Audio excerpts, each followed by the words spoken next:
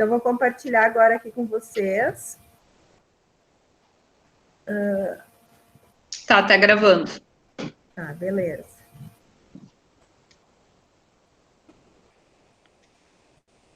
Vou fechar essas aqui.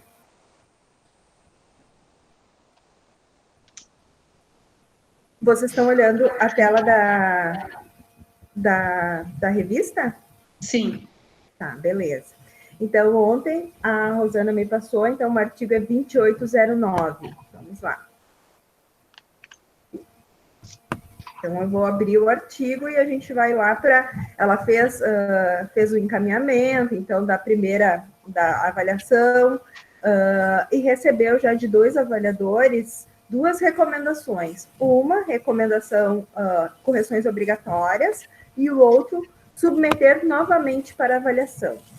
Se nós formos pegar o checklist, né, que a gente tem lá na revista, na última, na segunda, final da segunda página, e na terceira página, como a gente pode trabalhar ou enviar aos autores sobre o feedback, então, desse artigo. Então, primeiramente, o que a gente faz? A gente vai ler as avaliações, então, do Gustavo. Observamos, então, que ele colocou notas altas, né? 4, 5, 4, para cada um dos itens que foram avaliados. Fez um comentário bem sucinto, né? Mas dizendo que o artigo apresenta um fluxo de leitura, tem as referências atualizadas e fala também em relação, por exemplo, a ilustrações e também sobre o aterro, sobre o exemplo, então, do aterro sanitário e compostagem como ilustrações. Tá? O que ele coloca? Que o artigo ele pode ser aceito com pequenas alterações, né? Desculpa aqui. Bom, então, e ainda faz comentários, então, aos autores, né? Sobre o título, né? Como, então, todo mundo vai receber, e coloca correções obrigatórias. Ok. Confirma, então, a leitura desse artigo. Ele não enviou nenhum artigo aqui que poderia ser, por exemplo, em Word, ele com os comentários das avaliações, ele resolveu escrever todas, então, as informações aqui nos comentários. Ok. Confirma, então, a leitura desse avaliação. Já aparece aqui, né, agradecer ao avaliador ou reverter a decisão. Vou no segundo artigo, então, da Priscila, e faço a leitura do artigo, considerando também, então, claro, os mesmos itens, só que daí eu começo a observar que a gente tem aqui, ó, número 1, notas mais baixas, 2, né, 1, 2, o artigo não possui erros graves, é o comentário dela, faz uma pequena síntese, né, dos resultados, e ele pode, então, ser submetido em outro formato, até mesmo para outra revista, e faz, então, somente para o editor, ou seja, somente para mim e para a Rosana, que ele não apresenta de forma clara os resultados, né? E que ele está, então, com referência desatualizada. Então, bem diferente daquele primeiro autor que a gente havia observado.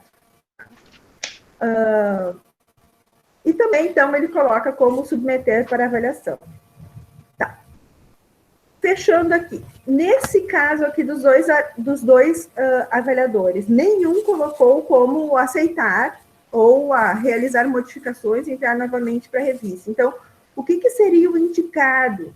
Haja, visto os comentários, principalmente da Priscila, que o artigo ainda precisa ser modificado, precisa ser atualizado as referências, então a parte básica do artigo ainda precisa ser novamente avaliada. Então, embora não tenha que rejeitar o artigo, eu colocaria como rejeitar o artigo ou colocá-lo, então, que após todos os ajustes dos avaliadores, ele pode ser novamente submetido e passará novamente por um processo de avaliação. Então, nessa condição aqui, a ideia seria fazer a recomendação de rejeitar o artigo. Só para vocês terem noção, eu vou parar aqui vou interromper o compartimento de telas para vocês verem que, às vezes, somente aquilo que o revisor, o avaliador do artigo faz, coloca ali a submeter ou corrigir novamente, encaminhar para modificações, às vezes não é o suficiente. Às vezes a gente precisa, então, olhar novamente a avaliação, fazer o comparativo entre os dois artigos, e se nós tivermos alguma dúvida, eu converso com o editor-chefe ou envia, então, para um terceiro avaliador.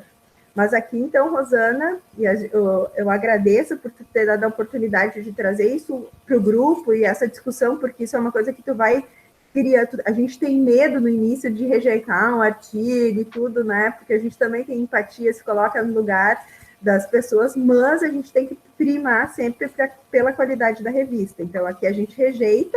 Lá no rejeitar, se vocês forem abrir depois as telas, e Simone, eu não tenho certeza se eles já estão habilitados para rejeitar, para fazer esse encaminhamento. Acho que sim. Uhum. Tá. Então, a Rosana já pode fazer esse encaminhamento, rejeitando, daí lá sempre tem um texto padrão.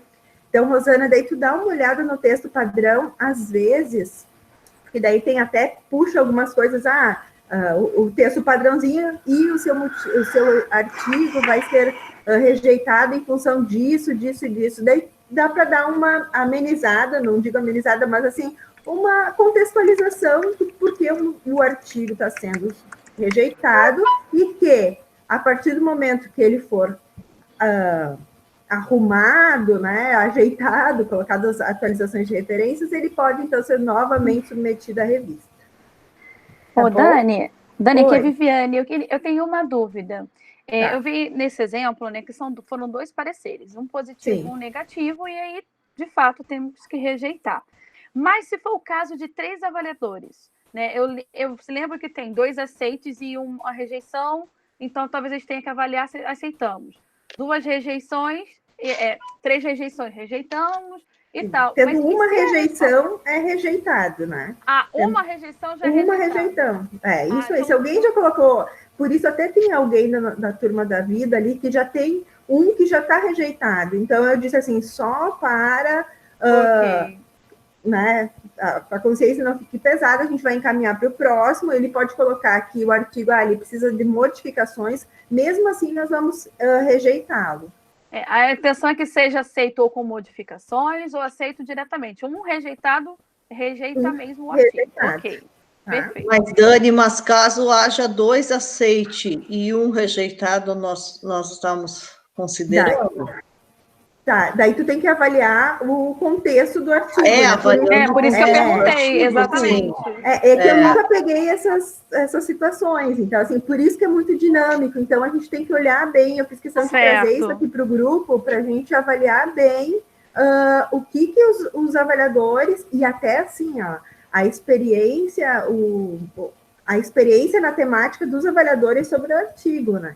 Sobre esse artigo aqui, que é da minha área, eu iria rejeitar. Certo. Né? Porque ele não realmente tem muitas lacunas no artigo, deixou a desejar. Então, ele precisa ser mais aprimorado. Perfeito. Tá ok, anotado. Tá bom. Tá ok. Obrigada, Dani. De nada. Passo a palavra, então, para a Simone. Oi, Dani. Eu queria aproveitar e te perguntar também, porque Simone, como eu fiz uma explicação... Não, olha só. Como eu fiz aquele vídeo dando uma explicação o que é a nova rodada 2 ou uma nova rodada, o que representa, por que a gente tem que clicar em nova rodada? É que quando a gente tem interesse em voltar o artigo corrigido do autor para o mesmo avaliador, tá? Para os mesmos avaliadores ou para aquele que solicitou. Eu não sei até que ponto tu faz isso, se isso é comum ou se isso não chega a acontecer. Depende da forma como o avaliador fez a avaliação do artigo. Então, isso eu cuido um pouco. Se eu vejo que é muito sucinto, assim, que nem esses 2 artigos ali, teve um que colocou notas altas, mas não justificou, não mandou o Word, sabe? Então, ali eu já não coloco a pessoa para avaliar novamente, eu escolho outro avaliador. Então, isso também, eu não sei se também é o certo, né, Simone? Eu faço assim, tenho esse critério meu. Não, é que o que acontece? Eu acho que talvez na maioria das vezes, tá? Posso estar enganada. Vocês, editores, justamente ponderam isso. Não é tanta coisa para arrumar, então eu mesmo vou fazer o contato lá com o autor, né? E vou verificar se está ok. Daí não precisa encaminhar de novo, né, para o mesmo avaliador. E eu acho que, de repente, a nova rodada, ela não acontece tão seguido, entendeu? Essas novas rodadas, né? Só quando, de fato, tu vê a necessidade e o avaliador também, assim, pede, né? Sim. Deve ser como isso. Agora a gente tem muitos artigos, então, geralmente, eu coloco... Daí também é tudo muito de como foi o histórico do artigo, né? Porque tu já tem uma noção até da forma de avaliação. Então, isso é uma coisa que vocês vão tendo com o tempo, assim. E talvez a minha percepção, a gente pode afinar, assim, eu, a Luciane, a Erli, tu, né, o Rafa, mas é muito de como está a avaliação dos artigos, né? Então, não tem um padrão, assim. Eu não sei se eu te ajudei, Simone. Tá, não, acho que sim, porque é que, claro, no caso da Rosana, e eu não sei se mais alguém, ela clicou por engano, sem querer, naquela nova rodada, tá? Então, mas para os autores não aparece isso, né? Assim, ó, para os autores, o que acontece? Quando tu clica sem querer no nova rodada, tu só tem que enviar para os mesmos autores a mesma, entendeu? Porque senão eles vão avaliar a primeira rodada, então tu tem que mandar para os mesmos, que deles passam a considerar ali no sistema a última que tu enviou, entendeu? E ali o e-mail, aquele que é o segundo e-mail que eu comentei, que tu manda, o texto ele é um pouco diferente do primeiro e-mail, entendeu? Daí é uma questão de tu olhar e revisar, né? E colocar aquilo que tu quer esclarecer, no caso. Uma dica que eu sempre uso, assim, quando eu vou encaminhar o e-mail pro autor, eu sempre olho bem assim, para que haja o link daquilo que foi avaliado com aquilo que eu estou dizendo ali, que, olha, não está legal.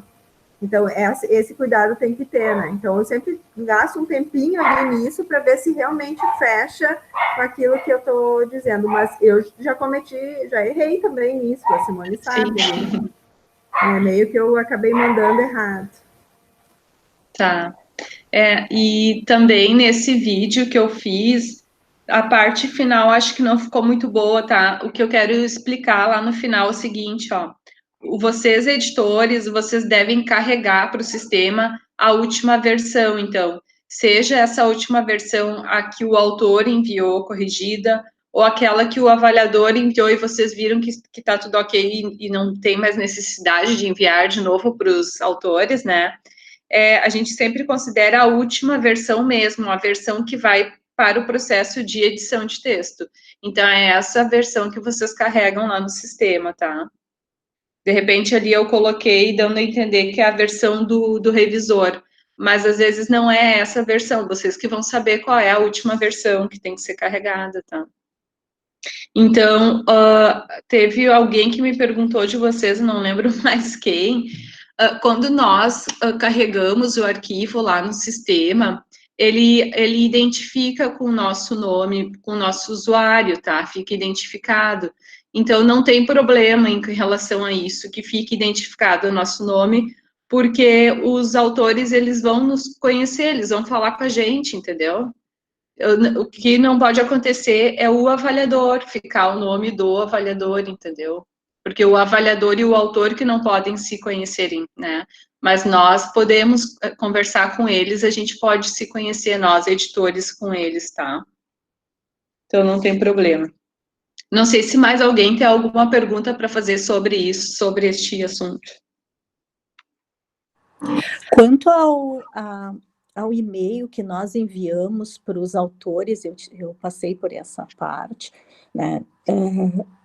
Eu acho interessante se a gente tivesse um e-mail institucional. Eu não consegui Até porque eu não era editora designada para a primeira revisão, eu fiquei lá na fase final, olhando as referências, enfim, mas seria interessante se a gente conseguisse, talvez, por causa disso, eu não tenha conseguido clicar nos autores e me comunicar diretamente com ele pelo sistema, eu tive que fazer do meu e-mail institucional. Eu não sei, eu não acho muito profissional isso, né? Normalmente as revistas, elas têm os editores das revistas têm um e-mail com o final da revista, com a identificação da revista, né? Ou um e-mail, enfim, comum em que envia essas modificações. Eu gostaria só que vocês apreciassem essa sugestão. Eu acho que nós poderíamos pensar, verificar essa questão na Early, com o pessoal da informática também, se tem essa possibilidade de nós criarmos esse e-mail para os editores. Tu quer dizer um e-mail @wergs.edu.br? Para os editores. Pois é. O que eu pensei também, Luciane, na opção, não sei, tem que ver com a Early também, é da gente usar o e-mail da revista para eles usarem, entendeu? Eles usarem o e-mail nosso da revista, aquele, o geral, para enviar por aquele e-mail, entendeu? Claro que daí fica uma assinatura padrão, que é a equipe da revista, acho, não sei, tem que ver. Mas igual, eles têm que botar o nome deles, informar que é editor, né, executivo, esses dados meio que acho que a gente tem que padronizar mesmo. De repente, vou anotar aqui para ver. Porque nós, por exemplo, a gente tem aquele padrão de assinatura, né, da UERGS. Deixa eu ver, padrão de assinatura, vou botar aí. Eu vou verificar isso aí, porque eu também não sei se pode ou não pode a gente eles usarem o mesmo que o nosso, entendeu? Não sei também, vou ter que ver. Mas eu vou verificar, daí depois eu dou um retorno para vocês, então, semana que vem, né?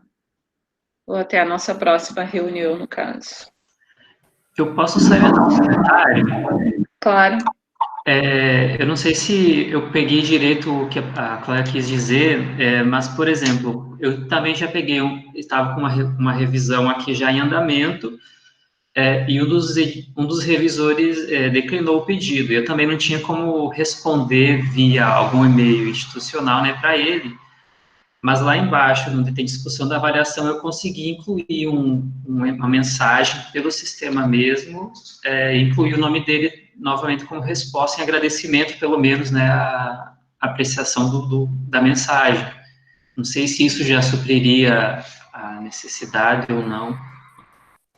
Eu tentei mandar para eles exatamente no sistema, até conversei longamente com a Simone durante todo o processo, mas realmente ali dava, no meu caso, da minha área, dava mensagem de erro, eu não estava autorizada a responder para o avaliador, né? Então, foi isso. Né? Então, fiquei um pouco sem, inclusive, todas aquelas, eu voltei ao curso de novo, porque eu baixei todos os módulos lá, os PowerPoint, os vídeos, eu voltei ao curso e realmente eu não consegui. Aí eu entrei no meu e-mail da URGS, modifiquei a assinatura lá para botar editora executiva da UERGS, etc., mas eu vi que isso aí, no momento em que tu tem uma demanda grande, fica complicado, né? E para a pessoa ficar recebendo um e-mail de uma Irene da URGS, talvez com a questão já de um e-mail institucional, alguma coisa da revista, né? Da UERGS, talvez fosse legal, assim. Né? Ou o sistema permitir que a gente responda diretamente ali. Tá? Oi, Irene, eu posso te dar uma dica? Eu vou compartilhar aqui, talvez isso ajude. Eu não sei se foi isso que... Eu acho que foi isso que o colega comentou em relação a... Deixa eu só botar aqui. Deixa eu só mostrar da revista, ó. Por exemplo, aqui.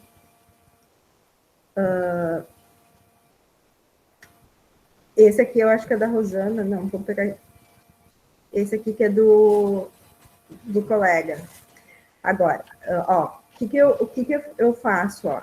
Eu mando, eu designei para ele e mando, então, digamos assim, oi, veja esse artigo, para eles não se enquadra bem no escopo da revista. E ele automaticamente já me respondeu aqui, então, ó, que eu já mandei o vídeo para ele hoje. Oi, tudo certo, então. Por aqui tu consegue responder. Eu vou colocar só para vocês verem. Não era, calma aí, que eu ratei aqui, não era para essa resposta. Dani, oi, é a aqui, Rosana. ó. É só para poder te falar. Entre nós, editores, nós conseguimos fazer isso. Mas quando a gente vai enviar alguma coisa para os avaliadores, dá mensagem de erro. Mas calma aí, então, vamos ver aqui. Tá. Exatamente o que ela falou agora. Tá? Só a mensagem de texto ou quando vocês vão anexar alguma coisa na mensagem? Não, Simone. Vamos mandar uma mensagem, por exemplo, para o avaliador, tirar alguma dúvida ou responder, agradecer, sempre dá erro. Tá? Aqui não funciona. Agora, entre nós, editores, funciona normalmente. Eu converso com a Dani, respondo a ela, mas entre os avaliadores, nós não conseguimos fazer isso, dá mensagem de erro. Rosana. É isso que eu estou tentando dizer. Exatamente, eu consigo me comunicar com os editores, mas não no meu caso, com o autor, eu não consegui. Não se trata só de clicar e escrever ali a resposta. Não, dá erro mesmo. Então, é alguma coisa para mim deu erro também quando eu fui tentar fazer isso, mas daí eu selecionei eu dizia que eu tinha que selecionar alguém. Eu selecionava o autor que eu queria enviar, e aí ele dava que tinha que selecionar alguém, não ia. Aí eu cliquei em enviar para mim e para o autor, daí enviou a mensagem. Sim, tem que ser para os dois. No meu caso, eu tentei essas duas e deu mensagem de erro. Eu até gravei a tela e mandei para a Simone. Eu também. Eu coloquei tanto o revisor quanto o meu nome e deu mensagem de erro também. Tá.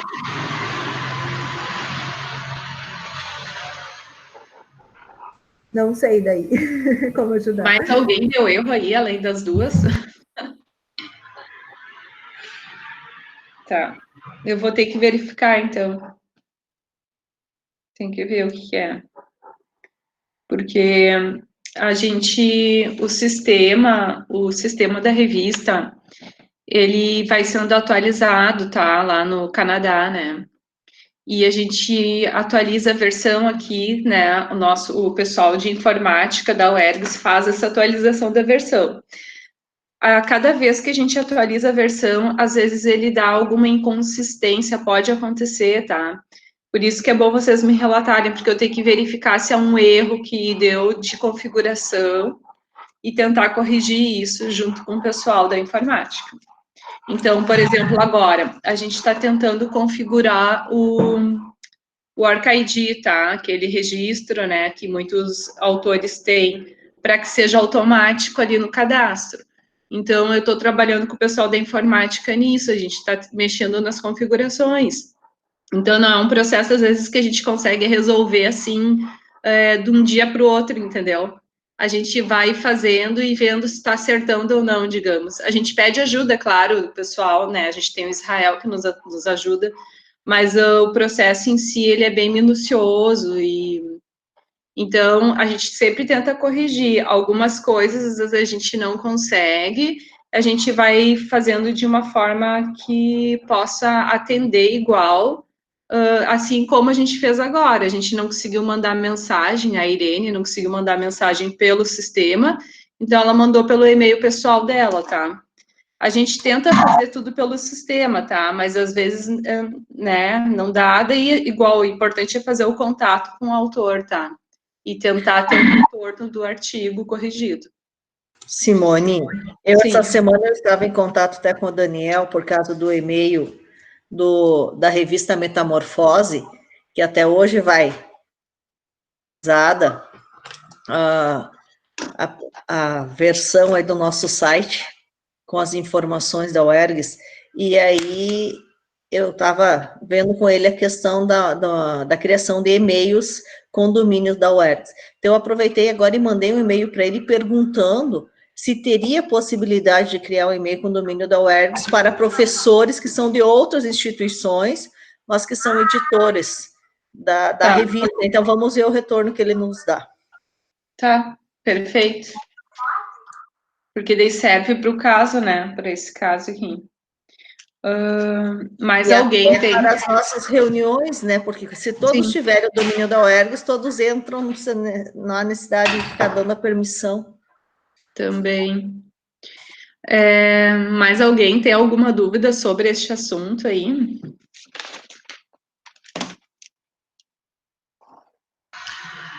Deixa eu aproveitar, é meio que parte do assunto.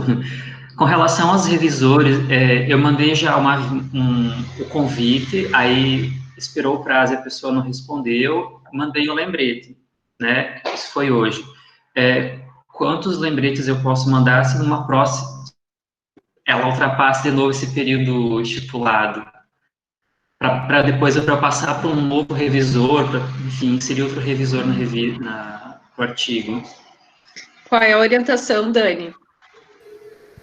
Vamos ver o que ela tem. Assim, ó, eu mando um lembrete, espero o tempo ali que né, não sei, agora 7 dias, segundo lembrete, e já encaminho para outro avaliador. Né? Tá. Daí também, porque assim, mesmo depois se tu tiver, tem alguns artigos ali que tu vais observar que podem até ter 4 avaliadores, porque tu vai mandando para um, ele não responde, daí tu manda para outro, daí quando vê, chega daquele um, daí aquele outro já aceitou também, daí tu vai dizer, não, agora eu não queria que tu avaliasse, fica chato, né? Então, o melhor é sempre tu ficar cuidando, monitorando mais seguido, e quando tu sentir, não, esse cara não vai responder, dispensa ele e já manda para outro. Tá, tranquilo, então. Obrigado. Mas assim, não tem um padrãozinho, né? 7 dias, é muito do que tu tá sentindo ali no artigo, tá? Tá bom, tranquilo, então. Isso. Tá, não sei se o Paulo Ramos quer falar agora. Ele tá ou não tá? Paulo? Será que ele caiu? Ele falou ali que ele está sem... Peraí. Sim, ele disse que está. Tá.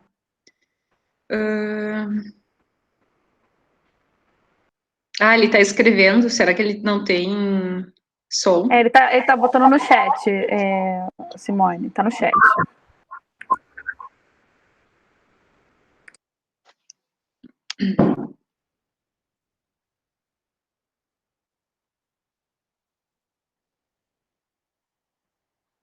Ele está com problema mesmo. Eu acho que ele tinha uma dúvida que talvez a Dani, não sei se... É que assim, é a primeira vez, até vou esclarecer para o Paulo agora, tá? É a primeira vez que a gente está fazendo essa revisão do resumo em inglês, tá? Do título em inglês, porque antes eram os próprios editores-chefes que faziam essa revisão, né? Então, eu sei que a Erli, ela tinha por hábito dela, ela mesma corrigia ali direto no texto, tá? Acho que ela não se dava o trabalho de enviar e-mail para o autor e perguntar se pode alterar, porque tá ruim, sei lá. Eu não sei a opinião da Dani. No caso, como o Paulo, ele começou a fazer essa atividade agora, tá? Então, ele quer uma orientação, ele quer saber se ele tem que fazer esse contato com os autores e informar, apontar o que ele apontou, que ele achou que não tá legal no resumo, tá? Ou no título em inglês, ou se ele pode fazer essas correções, é isso, né, Paulo?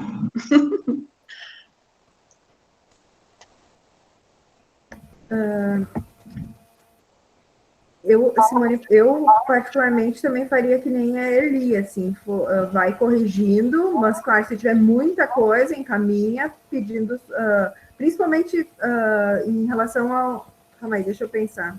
É que assim, se é poucos detalhes, tu mesmo faz, a gente mesmo faz. Agora, se é uma coisa muito fora, que já tem ajuste no resumo, e daí tem que mudar tudo o abstract, passa para os autores. Isso, eu também tenho essa opinião, eu faço isso também. Poucas coisas que você percebe que passou, eu acho que a gente pode ajustar na nova versão corrigida. Tá. É isso aí, Paulo. Acho que sim. Eu acho que ele tem essa liberdade, né? Tá. Tá. O Paulo, ele aproveitou e revisou aquele texto do checklist, tá? Porque ele fez uma revisão bem minuciosa ali. Eu vou encaminhar para vocês, daí eu fiquei pensando, Dani, se a gente deixa disponível em Drive esse documento, talvez é mais fácil para acessar ou não. Pode ser, acho uma boa ideia. Deixa eu botar aqui, então, checklist. Que bom essas sugestões. Às vezes a gente já está tão habituado à sequência e passam, né? As informações passam. Então, esse olhar atento de fora é importante. Muito obrigada. Sim, eu expliquei para ele, a gente faz muito rápido algumas coisas, né? Daí acaba tendo erro mesmo, porque... E até foi bom porque teve uma frase lá no final de um parágrafo que estava bem ruim mesmo, daí que eu fui ver, que a gente escreve para a gente, né? A gente esquece que a outra pessoa que está lendo não entende do contexto, então reescrevi, né, para ficar melhor. Deixa eu ver. Aqui o outro ponto de pauta que eu não enviei para vocês, né? É o seguinte, tem questões de alunos do curso, tá, da revista, e daí eu disse para ele se a gente faz isso de gravar, né, de a gente fazer uma discussão, assim, entre nós e gravar, porque eu não gosto de ficar respondendo só eu as coisas, né, e às vezes até porque eu sozinha também não tenho condições, né, de quando o assunto ele é mais abrangente. Mas as questões que eu tenho agora aqui, 3 delas, eu acho que, de repente, os editores novos, também não sei se teriam condições de responder, entendeu? A primeira questão é, quais são os erros mais comuns que ocorrem diariamente na revista e como a gente faz para solucionar, entendeu? Assim, acho que eles querem saber, eles querem que a gente coloque o que é muito comum a gente errar, os autores errar, que a gente tem que estar corrigindo, alertando, entende? Daí, acho que nesse caso aí, acho que nós, editores, que estamos há mais tempo na revista, que temos condições de pontuar o que é mais comum, né? Acontecer, assim, de...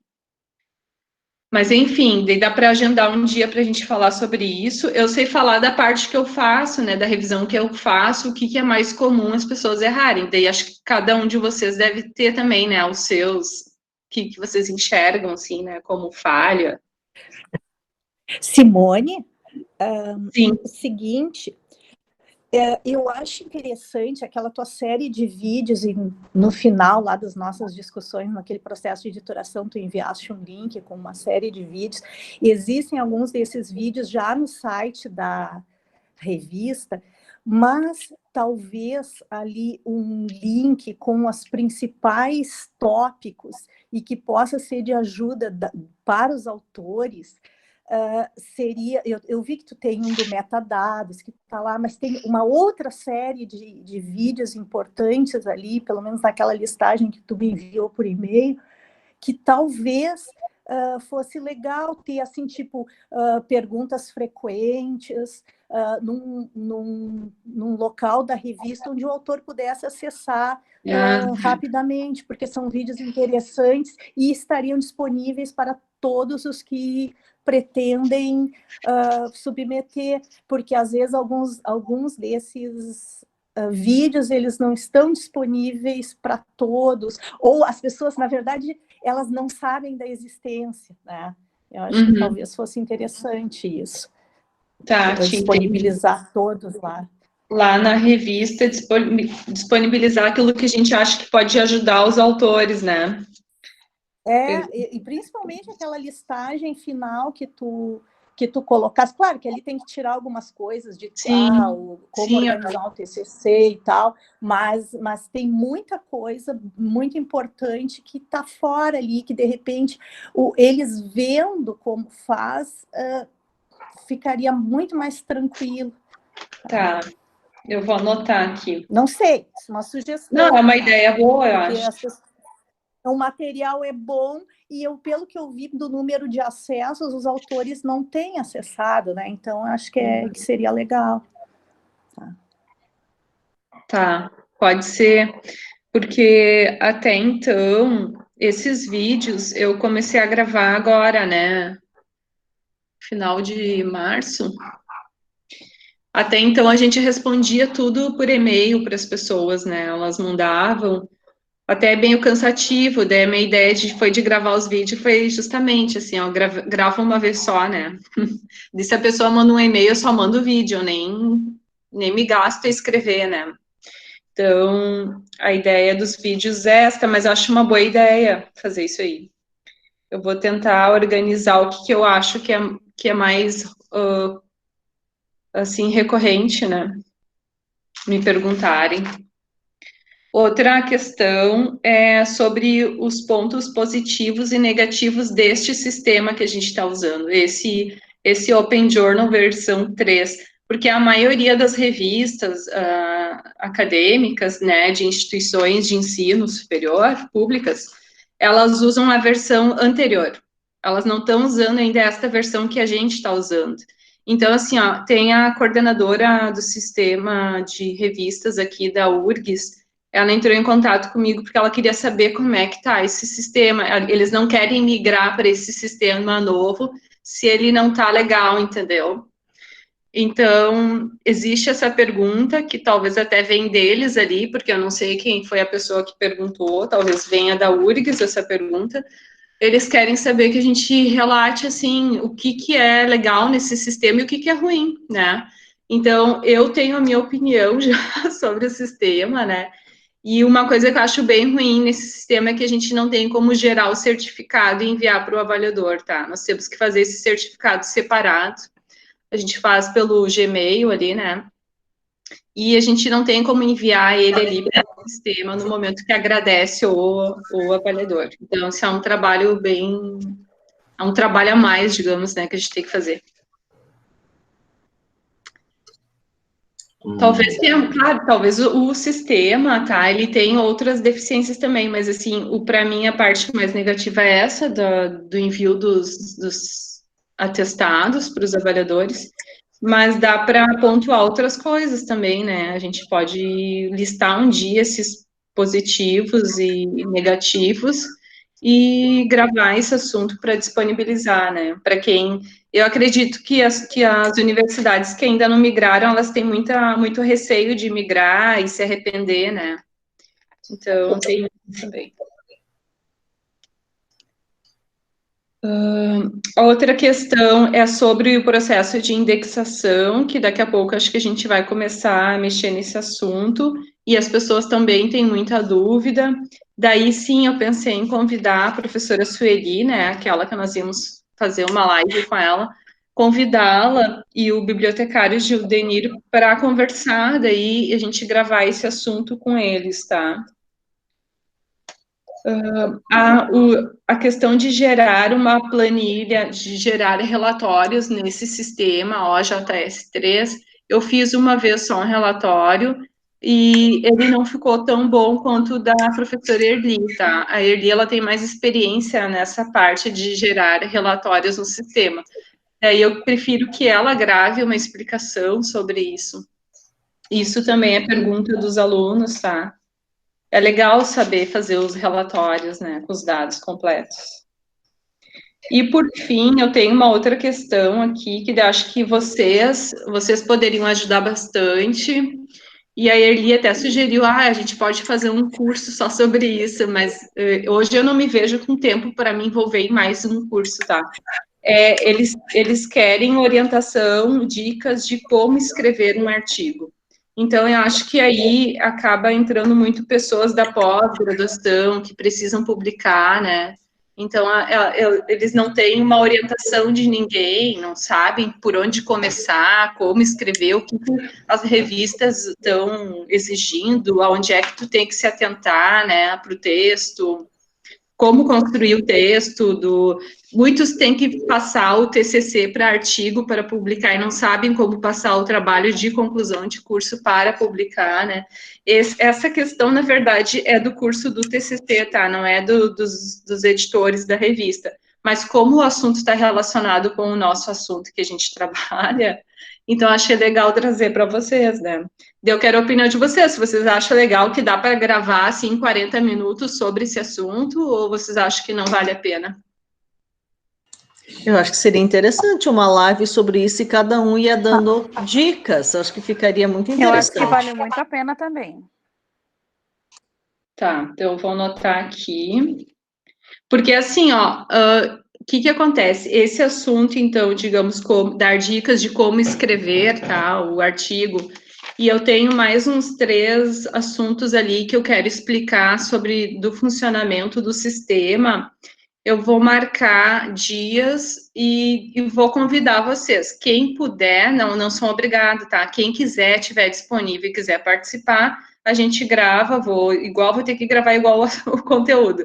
E vocês participam, mas não tem, assim, essa obrigatoriedade, tá? Quem não quiser, não puder, não tem problema. Então, mais alguém quer dar opinião sobre isso, de a gente gravar ali como escrever e dicas para fazer artigos? Não sei se a Dani ainda está aí, caiu. Tá, vou botar aqui agendar. Assim, eu estava até pensando que naquele nosso checklist, ele fala das sessões, até a questão do materiais e métodos, resultados e discussão, quando o artigo é uma revisão bibliográfica, não necessariamente que ele tenha todas essas sessões, então nós precisamos ter esses cuidados também. Eu não sei se naquele documento nosso lá das orientações para os autores também não está assim, né? Vou botar aqui. Eu olhei uma olhada naquele documento de orientação para os autores e realmente deveria ter uma separação entre os tipos de artigos e o que poderia ser esperado deles, por exemplo, do artigo de revisão, do artigo envolvendo dados experimentais. Isso eu acho que vai ficar melhor. Eu queria já aproveitar que eu estou com um microfone.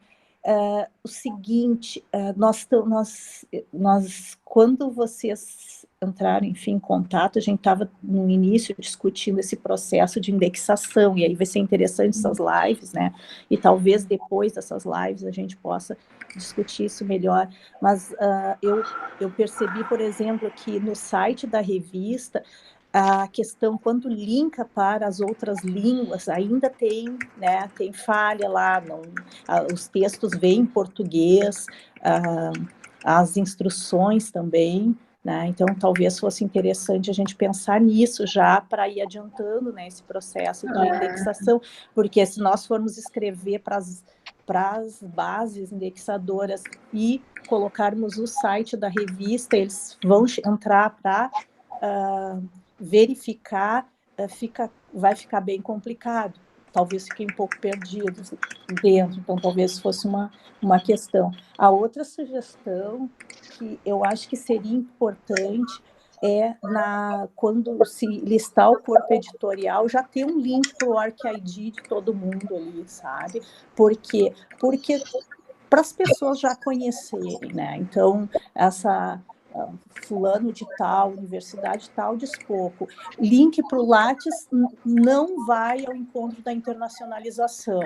Então, talvez o OrcID seja a saída. E para ter, assim, uma cara, né, mais adequada. Acho que depois da live a gente vai ter uma ideia mais clara sobre todo esse processo, mas seriam algumas sugestões só que eu gostaria de colocar. Certo. Alô, Simone, está me ouvindo? Sim. Consegui finalmente a voz agora. Olha só, essas observações da Irene eu já tinha detectado antes, só que eu não consegui fazer em detalhe, assim, em profundidade, a revisão, os textos, eu preciso saber qual é a quantidade. Eu posso, sim, assim, encabeçar uma equipe, sozinho eu não tenho como trazer um site inteiro. Mas é claro, se eu tiver assim, ó, pode ser até, não precisa ser o pessoal da área de letras, pessoas que têm um comando linguístico bom. Eu sou, além de tradutor, sou professor de tradução, eu dou conta de orientar as pessoas. Agora, assim, eu preciso, antes de te dizer o que a gente vai precisar de força humana, eu preciso analisar o que tem de texto, sabe? Isso que a Irene falou. Eu dou jeito, eu acho que é importantíssimo que isso esteja sanado, porque, como ela disse, a criatura entra no site, vai clicar em inglês e não vai ter nada em inglês, ou vai ter, sabe, textos problemáticos. Isso é a vitrina da instituição, então isso tem que ser trabalhado imediatamente. Você entende? Eu posso fazer isso e te dar retorno, sabe? Eu preciso, agora não tem como te dizer o que vai demandar de tempo, você entende? Mas, assim, isso tem que ser feito, assim, ó, primeira coisa de tudo, senão a gente não consegue chegar nem no nacional, quanto menos no internacional. Sim. Tá. Não, ótimo. Acho que ótima ideia, assim, iniciativa tua também. Até porque a gente está precisando de alguém para ajudar, né, nisso. Simone, deixa eu fazer uma observação, aproveitando os comentários dos meus colegas anteriores. Eu não sei como é que é o processo para quem está submetendo um artigo para a revista, porque nós aqui estamos na condição de avaliadores, enfim. Mas em outras revistas, né, a gente é obrigatório até, inclusive, colocar o Work ID, né, porque quando vai já publicado, o teu número de Work ID já fica ali, logo na cara do artigo que já foi publicado. Então, isso obriga até, inclusive, as pessoas a fazerem o Work ID. Com relação a alguns aspectos, né, que a Irene bem falou sobre a formatação do artigo, né, naquele documento que nós temos, checklist e as informações para os autores, tenho muitas dúvidas, que inclusive ontem eu até mandei algumas perguntas para a Dani e tal, porque, por exemplo, né, diz lá que nós temos 12 páginas limites, correto? Sendo que o artigo que eu recebi para avaliar tem 16. Né? Então, dependendo, pode variar, mas variar o quanto? Até onde eu posso aceitar o que é variável? Né? Na revista não tem. E se, por exemplo, algum autor tem um trabalho que é bacana, tem 15 páginas e deixa de publicar com a gente porque diz lá que é 12? Né? Então, tem essa questão. Da mesma forma que a questão das figuras, que eu até perguntei a Dani e a Erli, e a você, se eu não me engano. Né? Pode variar para 5, pode variar, mas como saber que pode variar? E se a pessoa que está publicando não sabe que pode variar entre tabelas, figuras, pode ser, lá o limite é 3, mas pode ser até 5. Então, a gente não tem como precisar. Eu acho que, por exemplo, a gente pode escrever lá que de 3 a 5, as páginas podem variar de 12 a 15, porque, ou seja, até nesse limiar a gente aceita, porque eu sei que existe uma diagramação, mas tem coisas na formatação que não estão claras. Então, assim, eu não sei, porque tem gente que está vindo até mim querendo publicar na revista, porque a gente tem crescido bastante, pelo menos aqui no Rio de Janeiro, fazendo bastante propaganda da revista, quer publicar, e fica assim, poxa, mas o meu trabalho é um pouco grande para 12 páginas, com referências. Aí eu falei assim, mas pode variar. Mas variar o quanto? Aí eu falei, eu não sei. Por isso que eu pergunto a você e a Dani, sabe? E assim, precisa de Work ID? Porque ela não cita se precisa. Eu falei, mas vai fazendo, porque provavelmente deve precisar.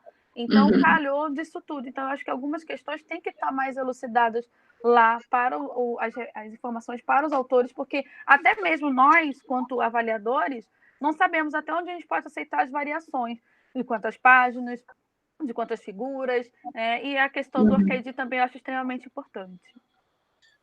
Tá, obrigada. Simone, pode. Só uma coisa, não sei se é porque eu fui o último a fazer o curso, mas eu encontrei essa informação, diz que até 12 páginas, normal. Ou 20 mil caracteres. Tem custo, vai ter um custo. Sim, a partir de 30, sim, é R$30, se eu não me engano. Isso, exatamente, é isso. R$30, sim. Isso. Mas mesmo assim, pode ser uma coisa variável. Entendi. Então, eu não sei até onde vai variável. Mas variável o quê? O número de páginas ou variável o número de figuras? Porque se eu aumento o meu número de figuras, eu aumento o meu número de páginas. Se for um mapa, se for uma tabela. Então, não ficou muito claro. Você entende, Paulo? Entendi. Eu não sei o que responder nesse momento. Entendi. Simone. É bem difícil a gente... É que é recente limitação de páginas, tá? Certo. A gente não tinha essa limitação de páginas antes, e daí a gente começou a receber artigos muito extensos, assim, de 30 páginas, e como a diagramação a gente paga, então nós achamos que ficava muito desproporcional, alguns artigos eram 10 páginas, 9 páginas, e outros 30, né? E também como essa questão do pagamento da pessoa que faz a diagramação provém de um recurso de um projeto da professora Erli, então ela também tem um certo controle nessa verba, tá? Certo. Então, ou a gente aceitava mais artigos menores ou menos, entendeu? Entendo. Pensar isso. Então, por fim, a gente resolveu criar esse limite, mas dá para se alterar, eu acho que tudo é conversável, dá para botar, de repente, essa margem que tu falou aí, né? Por exemplo, se você aceitava artigos de até 30 páginas, 15, porque às vezes quando a gente vai referenciar, as referências já pegam muitas páginas, né? Então, fica complicado realmente. É você fazer muita síntese de uma pesquisa, e às vezes a metodologia requer que você escreva ela de uma maneira sucinta, uma maneira detalhada. Então, é por isso. Aí eu falei assim, e agora, até onde eu posso aceitar? 16, 15, 13? Então, o assunto, esse debate ele é novo na nossa revista da limitação, tá? Por isso que a gente tem que ir construindo ele agora, tá? Eu acredito, sim, que a Dani também deve pensar mais ou menos como eu. Se o artigo ele tá excelente, passou, por que eu vou cortar, né? Acho que sim, perfeito. Acho que a gente tem que avaliar o artigo primeiro e ver se dá para abrir para um pouco mais de páginas ou não. Mas a gente já colocou ali 12 para as pessoas não se passarem muito dessas 12. Sim, ótimo. Então, a ideia é, claro, existe aquela possibilidade da pessoa apagar daí o diagramador e passar quantas páginas quiser, entende? Certo. Que não aconteceu ainda, a gente não cobrou ainda de ninguém, tá? Isso que eu quero dizer, a gente botou lá no... Tá ok, muito obrigada, Simone. Mas eu acho importante a gente ter uma definição até para os editores na hora de aceitar também os artigos, ou encaminhar alguma orientação para os autores. Então, eu acho que vamos definir um pouco melhor isso, e no que for reescrito essas orientações para os autores, a gente acrescenta isso, né? Perfeito, Luciano. Perfeito, porque, por exemplo, a gente recebeu um artigo com 15 páginas, que está muito legal. O que a gente pode fazer é escrever para o autor, olha, permitimos apenas 12 ou 13 páginas, que você reescreva e nos reenvie, porque o artigo está bom, mas passa da diagramação, sabe? Coisas desse tipo. Sim.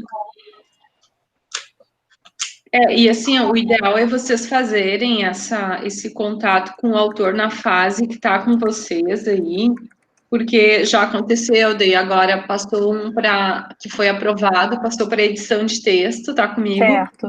Daí eu tô vendo que ele está muito extenso, daí eu mandei um e-mail para os autores pedindo para reduzir, só que eles não gostaram, entendeu? Agora de reduzir. Tipo, foi avaliado pelos revisores, foi aprovado, e agora eu tenho que diminuir o texto. Então, tipo, não foi feito na etapa que seria melhor, sabe? Que é nessa etapa da avaliação já aproveitar e adequar o texto e tentar diminuir o texto. Depois que é aprovado, daí a gente vê a maior dificuldade deles adequarem, né? Perfeito.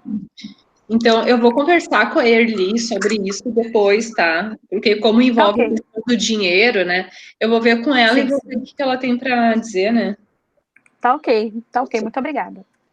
Mais alguém tem mais algum assunto, alguma dúvida? Não. Pessoal, eu acho que está tendo menos demanda da área das exatas e tecnológicas, né, do que da vida e meio ambiente, e como eu sou engenheira ambiental e sanitarista, então boto à disposição se precisar de ajuda na área da vida e meio ambiente, para editoramento, né, o que precisar. Tá. Não sei se a Dani tá aí ainda, ela que tem que te anotar no grupo dela aí. Deixa eu botar. Tá, eu posso falar com ela no WhatsApp também, qualquer coisa. Pode ser. Eu digo para ela daí, se estou precisando. Tá. Em relação a esse auxílio com o Paulo do site ali, alguém se disponibiliza, alguém tem interesse em ajudá-lo?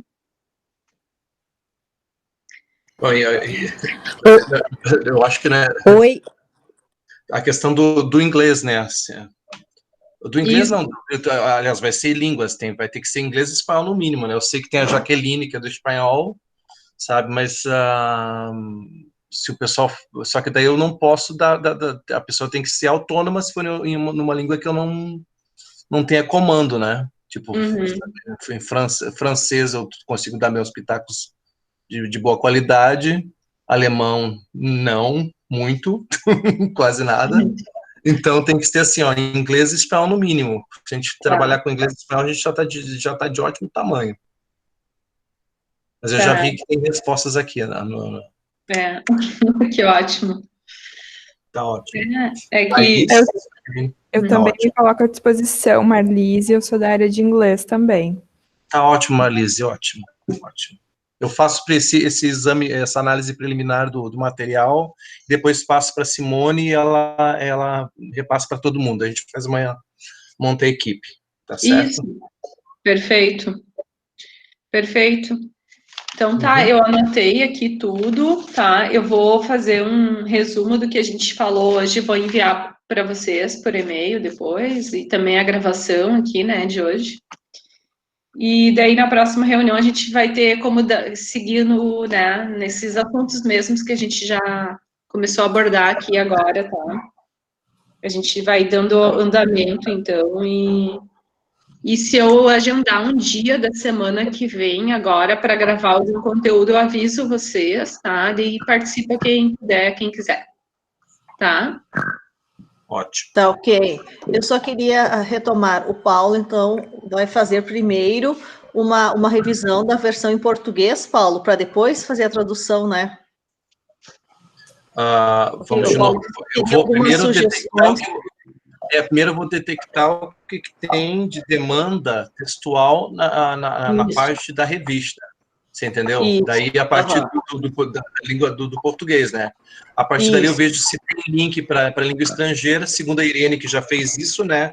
Há problemas. Eu não fiz isso ainda. Preciso fazer esse itinerário para poder constatar o que tem. É isso que eu vou fazer. Então, vai ser basicamente voltado para a revista. Posteriormente, a gente pensa na universidade como um todo, mas eu acho que, primeiramente, a gente vai focar na revista, né? O que tem de demanda textual para a revista. Ótimo, é isso mesmo. Tá ok, obrigada. Nada. Mais alguém? Não sei se a Dani já saiu. Deixa eu ver aqui no celular. Ai. Tá. Então tá, pessoal, eu acho que era isso a reunião de hoje, né? E a gente vai se falando aí na sequência, então, né? Por mensagens no WhatsApp, por e-mail. E daí depois, antes de sexta, eu envio, então, organizadamente a pauta da nossa próxima reunião. Ok? Ok, tá certo. Obrigada a todos. Tchau, gente. Boa tarde a todos. Ótimo final de semana. Bom final de semana. Tchau, boa tarde.